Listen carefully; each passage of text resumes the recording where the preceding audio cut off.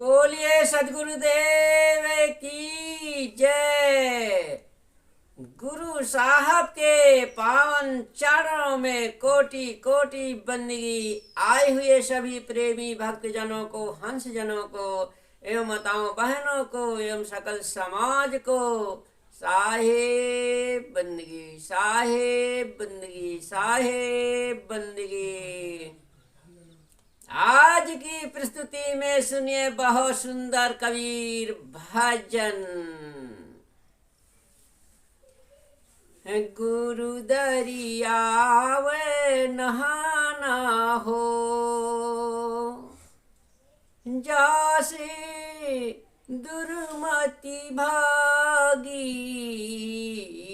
गुरु दरियावे नहाना हो,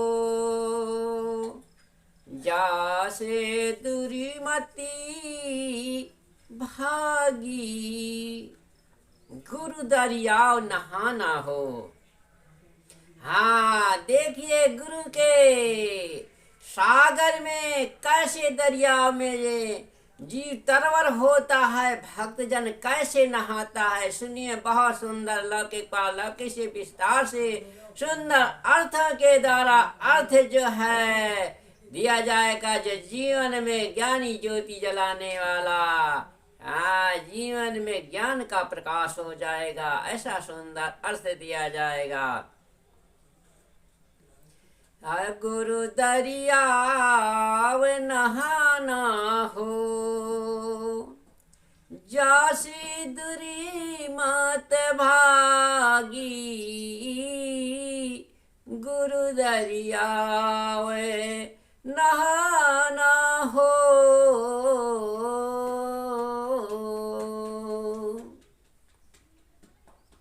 गुरु दरियाव नहाना।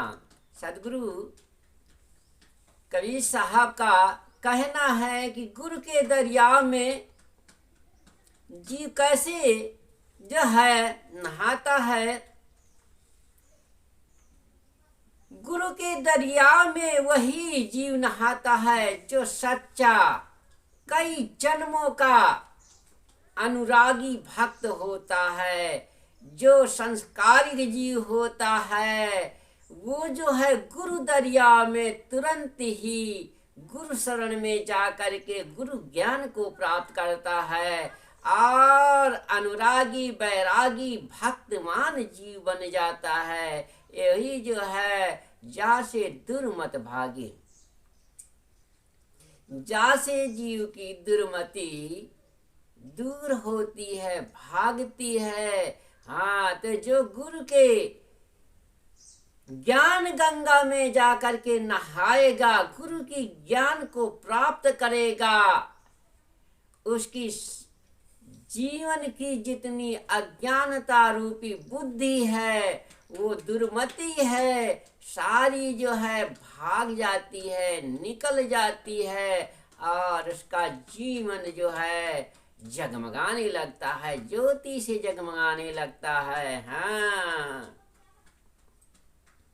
हाँ, तो यदि सच्चे दरिया में नहाना है तो जरूर जो है गुरु शरण में जाओ। संत महापुरुषों के सत्संग वाणी में जो है सत्संग को सुनो, तो जरूर यही गुरु दरिया का नहाना है। क्योंकि गुरु लोग होते हैं तो ज्ञान की गंगा बहा देते हैं, ऐसा सागर जो है प्रवाहित कर देते हैं, ज्ञान की धारा की बारिश बरसा देते हैं। जैसे जो है सारी नदियां उमड़ उमड़ कर गंगा जमुना सरस्वती नर्मदा त्रिवेणी सारे जमे जो है नदियां और सरोवर भर जाते हैं, ऐसे ये जीवन रूपी जो है नदियां सरोवर तालाब जो है भर जाते हैं और इंद्रियां परिपूर्ण हो जाती हैं। मन को पूर्ण दशा में जो है ज्ञान प्राप्त हो जाता है। ऐसे जो है गुरु दरिया में जीव को नहाना चाहिए। गुरु दरियाव सदा जल निर्मल, बैठत उपजे ज्ञान हो, गुरु दरियाव नहाना हो। गुरु दरियाव सदा जल निर्मल, जो है गुरु का ज्ञान जैसे गंगा जल पवित्र होता है, हाँ वैसे ही गुरु का ज्ञान जो है गंगा जल की तरह निर्मल होता है, स्वच्छ होता है। बैठत उपजे ज्ञान हो, और बैठे ठाढ़े हर समय गुरु का ज्ञान जो है उठता रहता है।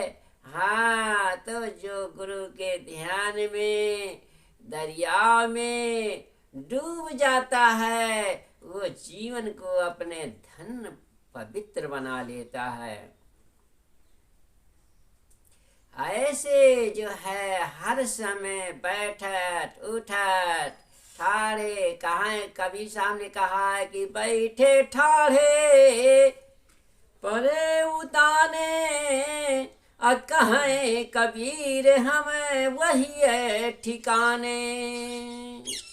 कबीर साहब का हर समय उठते बैठते सोते जागते चलते फिरते काम करते जो है उनके ज्ञान की सवारी में लगे रहो, ज्ञान ध्यान में लगे रहो।